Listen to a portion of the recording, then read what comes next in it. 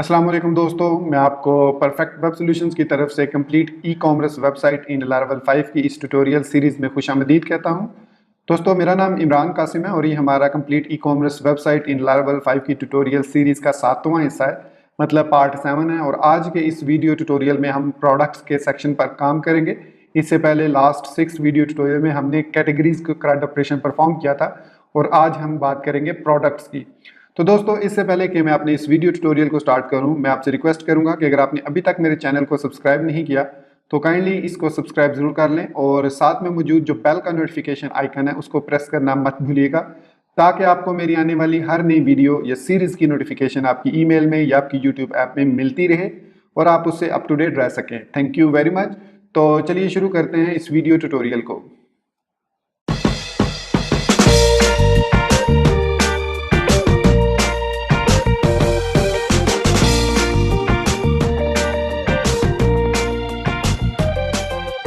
इससे पहले कि मैं अपने आज के वीडियो ट्यूटोरियल को स्टार्ट करूं, प्रोडक्ट सेक्शन को, मैं आपको बता देना चाहता हूं कि लास्ट वीडियो ट्यूटोरियल कंप्लीट करने के बाद मैंने कुछ चेंजेस किए हैं ताकि मैं आपको प्रोडक्ट्स वाला सेक्शन सही तरीके से समझा सकूं। तो वो चेंजेस जो है कैटेगरी से रिलेटेड भी हैं और प्रोडक्ट से रिलेटेड भी हैं। तो वो मैं चेंजेस जो कि फ्रंट एंड है वो मैं आपको दिखा दूँ और उसके बाद हम नेक्स्ट जो है मूव करेंगे। तो यहाँ पर मैं लॉगिन होऊंगा एज एन एडमिन। तो यहाँ पर लॉगिन पे मैंने क्लिक किया और admin@admin.com और यूज़र पासवर्ड इसका सीक्रेट। तो यहाँ पर मैं डैशबोर्ड पर अब लॉगिन हो चुका हूँ। तो जो पहली चेंज मैंने ये किया कि यहाँ पर मैंने प्रोडक्ट्स और जो कैटेगरीज हैं उनके नीचे ड्रॉप डाउन एक लगा दिया है और उस ड्रॉप डाउन में हमारे पास ऐड कैटेगरी, ऑल कैटेगरी और ट्रैश्ड कैटेगरीज का ऑप्शन है। अब यहाँ पर ट्रैश्ड कैटेगरीज का मुराद ये है कि हम जो कैटेगरीज को रिमूव करते हैं उनको दो तरीकों से रिमूव कर सकते हैं। चूंकि हम अपने इस वीडियो सीरीज में यूज कर रहे हैं सॉफ्ट डिलीट ऑप्शंस को, तो सॉफ्ट डिलीट ऑप्शन जो है वो फिजिकली डाटाबेस से रिकॉर्ड को रिमूव नहीं करता, बल्कि वो उसको एक डिलीटेड ऐड कॉलम ऐड करता है और उसके अंदर उसको एज अ डेट ऐड कर देता है जिस दिन हम उस रिकॉर्ड को डिलीट करते हैं, और वो फिर हमें पता चल जाता है कि किस दिन हमने रिकॉर्ड को डिलीट किया था। तो यहाँ पर अगर मैं ऑल कैटेगरीज में जाऊँ तो यहाँ पर हमारे पास कुछ रिकॉर्ड्स हैं जो कि 3 पेजेस पर मुश्तमिल है। एक हर पेज पर 3 रिकॉर्ड नजर आ रहे हैं। तो इस रिकॉर्ड को अगर मैं यहाँ पर जाता हूँ ट्रैश्ड रिकॉर्ड में, तो यहाँ पर हमारे पास अभी कोई रिकॉर्ड नहीं है। तो अगर मैं यहाँ पर आपको दिखाऊं, मैंने यहाँ पर ट्रैश के नाम से एक नया बटन ऐड किया है। अब ये जो ट्रैश का बटन है ये बेसिकली रिमूव करता है, जो अपना कैटेगरी है उसको ट्रैश कैन में रिमूव करता है, ना उसको फिजिकली मेरे डाटाबेस से रिमूव नहीं करता, बल्कि उसको सिर्फ और सिर्फ ट्रैश कैन में डाल देता है। मतलब उसको सॉफ्ट डिलीट का ऑप्शन डाल देता है उसमें कि ये रिकॉर्ड डिलीट हो चुका है, लेकिन वो फिजिकली डाटाबेस से रिमूव नहीं होता। जबकि जो डिलीट का रिकॉर्ड है, जो डिलीट का ऑप्शन है, इसकी मदद से हम डाटाबेस से फिजिकली रिकॉर्ड को रिमूव कर सकते हैं। अब यहाँ पर मैं इसको आपको बैकएंड में दिखा दूँ कि मैंने इसके लिए सबसे पहले 2 राउट्स क्रिएट किए हैं। राउट्स के मैं यहाँ पर आपको दिखा देता हूँ। राउट्स मैंने यहाँ पर एक रिमूव का राउट ऐड किया जिसकी मदद से हम रिकॉर्ड को जो है वो रिमूव करते हैं, और दूसरा हमने एक ट्रैश के नाम से एक राउट बनाया जो गेट रिक्वेस्ट लेकर हमें वो रिकॉर्ड शो करता है जो कि हमने ट्रैश कैन में फेंक दिए हैं। मतलब जो रिकॉर्ड हमने ट्रैश किए हैं, डिलीट नहीं किए बल्कि ट्रैश किए हैं। उसके बाद हम यहाँ से उन रिकॉर्ड्स को रिकवर भी कर सकते हैं। मतलब जब मैंने किसी रिकॉर्ड को ट्रैश कैन में फेंक दिया तो या तो अब मैं उसको परमानेंटली रिमूव करूंगा या मैं उसको रीस्टोर बैक भी कर सकता हूं। तो ये 3 मैंने राउट्स ऐड किए हैं। और यहाँ पर मैं टिप के तौर पर आपको एक और चीज़ बताता चलूँ कि अगर आप रिसोर्स कंट्रोलर और रिसोर्स राउट्स यूज़ करें, जैसा कि यहाँ पर आपको नजर आ रहा होगा राउट, रिसोर्स, प्रोडक्ट और कैटेगरी, तो इसका मतलब है कि जो भी आप ऐसे राउट्स डिफाइन करें जो उस कंट्रोलर से रिलेटेड हो, जिनका आपने रिसोर्स बनाया है, तो मेक श्योर कीजिए उनको आप उस पर्टिकुलर रिसोर्स से ऊपर डिफाइन करें। मतलब हमेशा आपने जो रिसोर्स कंट्रोलर राउट्स बनाने हैं वो एंड पे बनाने हैं। जैसे इस ग्रुप के अंदर आप देख सकते हैं कि राउट, दोनों जो रिसोर्स राउट हैं वो मैंने लास्ट पे रखे हैं, और जो मैंने एडिशनल राउट्स बनाए हैं जो कैटेगरी से रिलेटेड हैं, जैसे ये category controller, category controller, category controller, तो इनको मैंने ऊपर रखा है इस रिसोर्स राउट से। तो आपने भी यही करना है। ये आपको मैं टिप बता दूं कि अक्सर दोस्त जो हैं वो रिसोर्स कंट्रोलर्स के बाद जो अपने राउट्स डिफाइन करते हैं, जिसकी वजह से वो काम नहीं करते और उनको प्रॉब्लम आती है और अमूमन 404 का एरर उसमें आता है। अब ये मैंने 3 जो राउट्स बनाए, तीनों गेट रिक्वेस्ट के राउट्स हैं, और इनमें से जो पहला रिमूव का है ये मैं आपको यहाँ पर दिखा देता हूँ ऐप के अंदर, HTTP के अंदर, कंट्रोलर के अंदर, कैटेगरी कंट्रोलर में। तो यहाँ पर रिमूव का मैंने ये हमारे पास ये रिमूव का, तो ये जो रिमूव का हमारे पास मेथड है, ये सिंपली रिकॉर्ड को ट्रैश करता है। तो रिमूव की मदद से हम रिकॉर्ड को ट्रैश कैन में फेंक सकते हैं और फिर उसको व्यू भी कर सकते हैं। जबकि डिस्ट्रॉय मेथड जो है, जो कि हम डिलीट मेथड से कॉल करते हैं, उसके साथ मैंने फोर्स डिलीट का मेथड यूज़ किया। तो फोर्स डिलीट क्या करता है, फोर्स डिलीट जो है वो फिजिकली उस रिकॉर्ड को डाटाबेस से भी रिमूव कर देता है।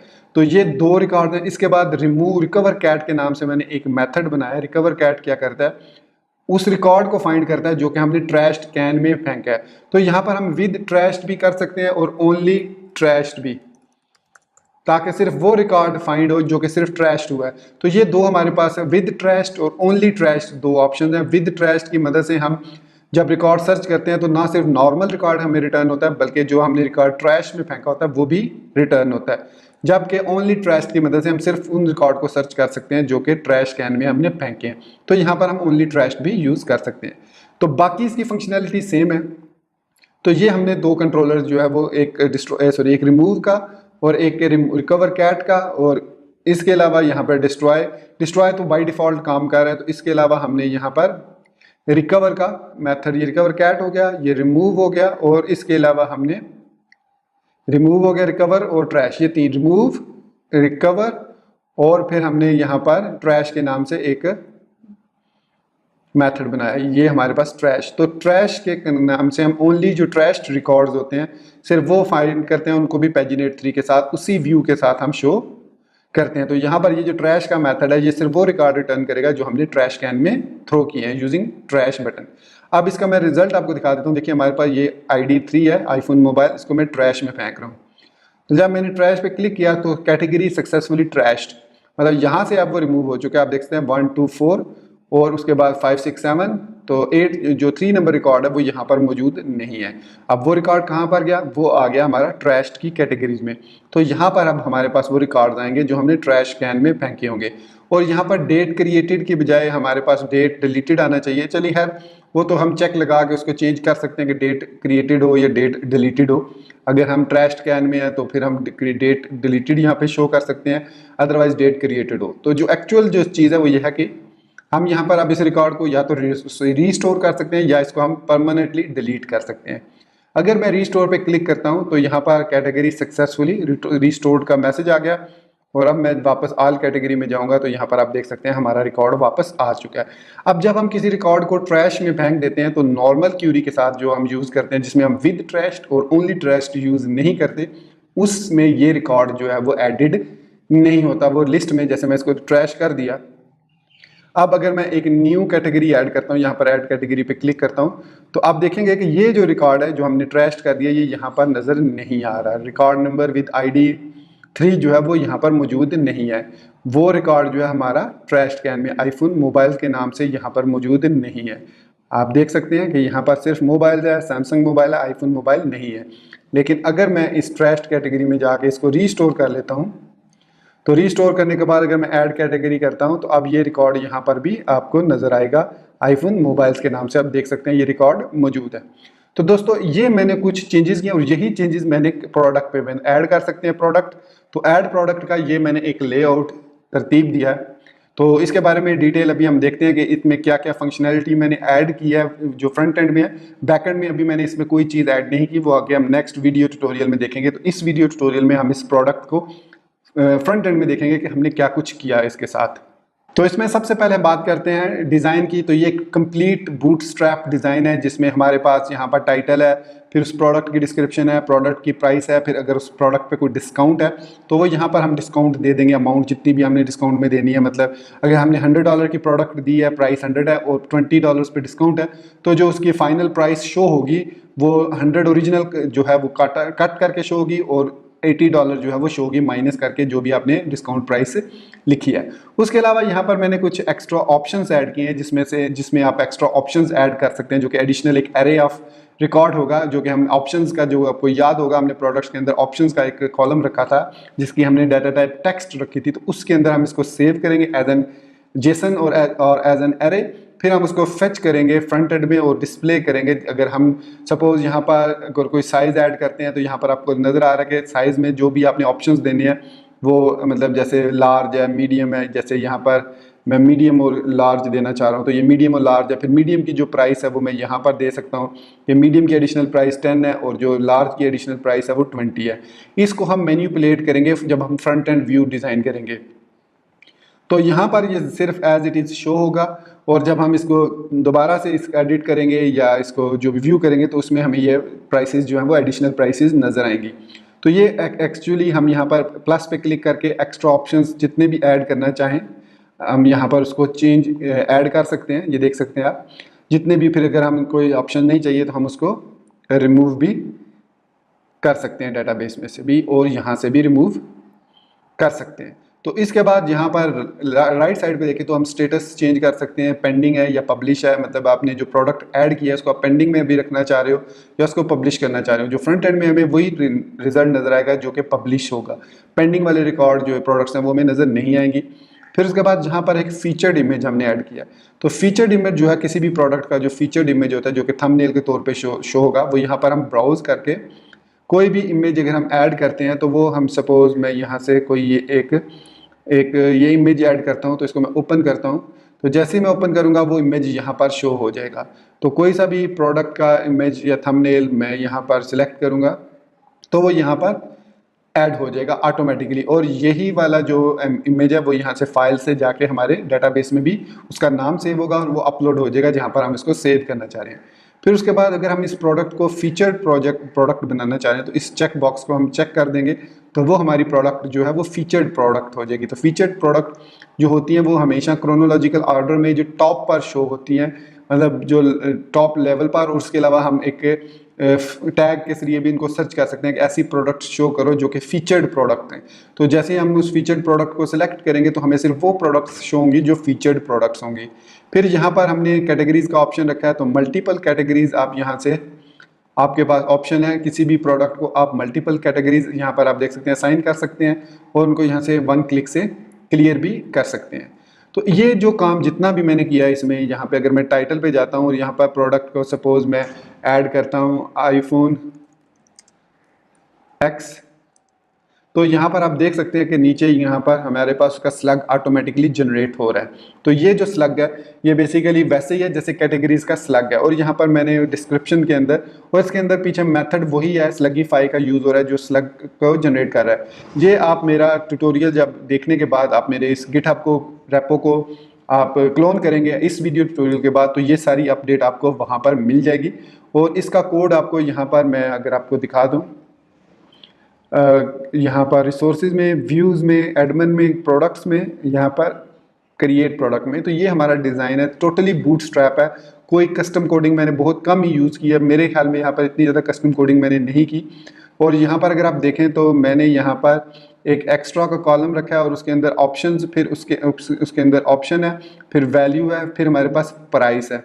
तो ये एक ऑप्शन की एरिया है, मतलब जितने भी आप ऑप्शंस के इसमें ऐड करेंगे ऑप्शन 1 में, ऑप्शन 2, ऑप्शन 3 में, तो वो यहाँ पर ऐड होंगे और जो भी आप उसकी वैल्यू ऐड करेंगे वो यहाँ पर होगी। और जो भी आप एडिशनल प्राइसेस जैसे वैल्यूज़ में आप ऐड करते हैं लार्ज, मीडियम साइज़ है या एक्सेल है, तो वैल्यूज़ में ऐड करेंगे और जब एडिशनल प्राइस आप करस्पॉन्डिंग जिस तरीके से आपने उनको ऐड किया है उसी ऑर्डर में आप उसकी प्राइसेस ऐड करेंगे, तो वो ऑटोमेटिकली उनको हम ऑप्शंस के टेबल में सेव करके बाद में इजीली फेच कर सकते हैं। तो यहाँ पर आप एक्स्ट्रा प्राइस के नाम से, ऑप्शंस के नाम से और वैल्यूज़ के नाम से हम इसको फेच कर सकते हैं। तो एक्स्ट्रा मैंने इसलिए रखा है ताकि हमें एक ही डाटा से, एक ही वेरिएबल से हम मल्टीपल फिर उनकी वैल्यूज़ को फेच कर सकें। तो ये हमारे पास एक्स्ट्रा ऑप्शन है। और यहाँ पर अगर मैं आपको दिखाऊं तो जो मैंने कोड ऐड किया कि जब हम BTN ऐड पे क्लिक करते हैं तो वो ये वाला कोड है जो ऐड करता है उनको प्रोडक्ट्स को, एक्स्ट्रा ऑप्शंस को। तो इसको मैंने यहाँ पर क्लोनिंग इसलिए नहीं यूज़ किया, क्लोन को मैं यूज़ कर सकता था लेकिन फिर उसमें प्रॉब्लम ये थी कि जो प्रीवियस रिजल्ट था वो भी उसके अंदर आ जाता था, तो फिर उसको एम्प्टी करना, फिर वही काम इतना लेंथी हो जाना था। तो मैंने बजाय इसके उसको कॉपी करके यहाँ पर पेस्ट कर दिया। तो यहाँ पर आप मैं इसको ईजिली ऐड कर सकता हूँ विद काउंट 1, काउंट 2, 3, 4 जितने भी आप ऑप्शंस ऐड करते जाएँ। तो फिर मैंने BTN रिमूव पे एक छोटा सा फंक्शन लगा के जब आप रिमूव करते हैं तो अगर उसकी लेंथ ग्रेटर देन 1 है तो फिर वो जो ऑप्शंस में से लास्ट वाला है उसको रिमूव कर देता है। मतलब जितने भी ऑप्शंस हमने उसमें दिए हैं उन ऑप्शंस के लास्ट, ऑप्शंस क्या है हमारे पास, डॉट ऑप्शंस बेसिकली हमारे पास क्लास है। यहाँ पर मैं आपको दिखा देता हूँ, ये देख सकते हैं डॉट ऑप्शंस, यहाँ पर हमारे पास एक्स्ट्रा ऑप्शंस हैं और यहाँ पर हमारे पास ये एक्स्ट्राज हैं और ये हमारे पास ऑप्शन है, ये हमारे पास ऑप्शंस का क्लास ऑप्शंस की, तो वो उसको तमाम ऑप्शंस में से लास्ट ऑप्शन को रिमूव कर देगा सिंपली इस कोड की मदद से। ये जो कोड है, तो ये है हमारे पास प्रोडक्ट का फ्रंट एंड व्यू। अब इस प्रोडक्ट के फ्रंट एंड व्यू को हम यूज़ करेंगे, और चूंकि मैं आपको दिखाता चलूँ कि मैंने इसके कंट्रोलर के अंदर, अभी प्रोडक्ट कंट्रोलर के अंदर कुछ भी ऐड नहीं किया सिवाय यहाँ पर हमने प्रोडक्ट को फेच करने के। तो यहाँ पर इसके अलावा मैंने क्रिएट का जो व्यू क्रिएट किया, उसके बाद यहाँ पर एक छोटा सा टेस्ट है, ये कोई काम नहीं करता, इसको मैं यहाँ से रिमूव भी कर सकता हूँ। तो ये हमने कोई भी कोड अभी नहीं किया, तो ये नेक्स्ट वीडियो ट्यूटोरियल में हम इसका कोड करेंगे। आप इस वीडियो मतलब ट्यूटोरियल को देखने के बाद इस रेपो को क्लोन कर लीजिए, या अगर आपने ऑलरेडी क्लोन किया हुआ है तो उसको दोबारा से फेच कर लीजिए, ताकि आपको अप टू डेट जो लुक एंड फील है वो मिल जाए और आप मेरे साथ मिलकर इस प्रोजेक्ट को कंप्लीट कर दें।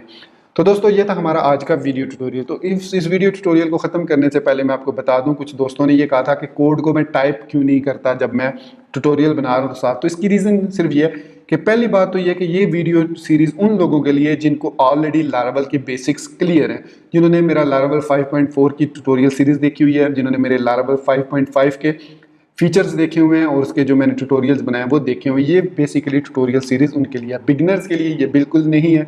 अगर आप एक बिगिनर हैं तो इसके लिए मैं रेकमेंड करूंगा कि आप मेरा पहले लारावल 5.4 वाला कंप्लीट सीरीज़ देख लें, तो फिर आपको इसको समझने में कोई प्रॉब्लम नहीं होगी।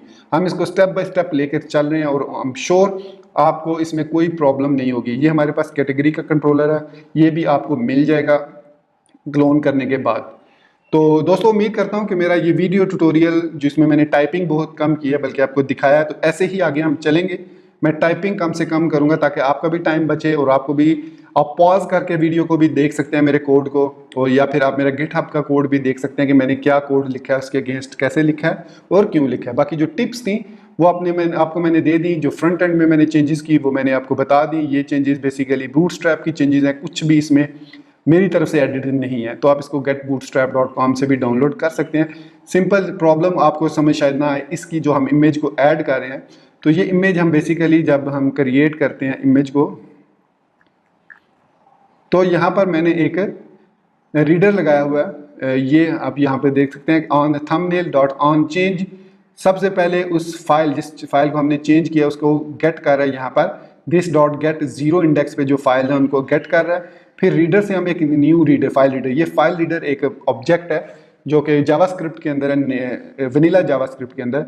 फिर उस रीडर के जरिए हम इस फाइल को रीड करते हैं और जब वो फाइल लोड हो जाती है तो हम एक event add generate listener add करते हैं कि जब ये फाइल मेमोरी में लोड हो जाए सक्सेसफुली तो ये वाला फंक्शन कॉल होगा और ये क्या करेगा, उस इमेज का जो भी उसमें हमने अपलोड किया उसका जो भी रिजल्ट होगा उसको इमेज वाले वेरिएबल में सेव कर देगा, और फिर हम उस इमेज को, इमेज थंबनेल जो हमने ऐड किया उसके एट्रीब्यूट SRC में उस इमेज को मूव कर देगा, जो कि हमने यहाँ पर फीचर्ड इमेज के अंदर ये आप देख सकते हैं IMG लगाया है। इसमें बाय डिफ़ॉल्ट जो है नो थंबनेल आ रहा है, लेकिन जब हम इसको और ज़्यादा मॉडिफाई करेंगे और कोड से डाटा मतलब डाटाबेस जब रिकॉर्ड को एडिट करेंगे तो यहाँ पर वो प्रोडक्ट का इमेज आएगा जो हमने सिलेक्ट किया हुआ। अगर हमने कोई इमेज सेलेक्ट नहीं किया तो डेफिनेटली नो थंबनेल तो डाटाबेस से आएगा ही आएगा, क्योंकि ये वाला रिकॉर्ड जो है ये डाटाबेस में सेव होना ही होना है बाय डिफ़ॉल्ट, और इसका पाथ ये वाला ऑलवेज पाथ यही वाला रहेगा। तो यहाँ पे सॉरी ये वाला नहीं रहेगा बल्कि ये वाला पाथ लाजमी रहेगा एसेट में से। तो अगर हम प्रोडक्ट के थंबनेल में कोई भी इमेज हमें नहीं मिलता तो फिर हम इसको जो है वो शो करेंगे, और बाय डिफ़ॉल्ट हम इस इमेज को डाटाबेस के अंदर भी सेव कर देंगे और वो यहाँ पर फिर इमेजेस में से प्रोडक्ट थंबनेल यहाँ पर ऑटोमेटिकली आ जाएगा। तो ये उस वक्त होगा जब हम डाटाबेसेस को ऐड करेंगे। तो अभी तक यहाँ तक आप श्योर आपको हर चीज़ की समझ लगी होगी। अगर किसी चीज़ की भी आपको समझ नहीं लगी तो आप इस वीडियो को नीचे कमेंट सेक्शन में कमेंट कर सकते हैं। आप हमारा स्लैक कम्युनिटी ग्रुप ज्वाइन कर सकते हैं, व्हाट्सएप ग्रुप ज्वाइन कर सकते हैं, आप हमें फेसबुक पर भी मैसेज कर सकते हैं, और मैं पूरी कोशिश करता हूँ कि जितने भी जिस जगह पे हमें मैसेज मिले मैं उसका प्रॉपर रिप्लाई करूँ। सो दोस्तों अपनी दुआओं में याद रखिएगा। मैं यहाँ पर अपना इस वीडियो ट्यूटोरियल को ख़त्म कर रहा हूँ। So thank you very much for being with me till end. Take care, अल्लाह हाफिज़ एंड बाय।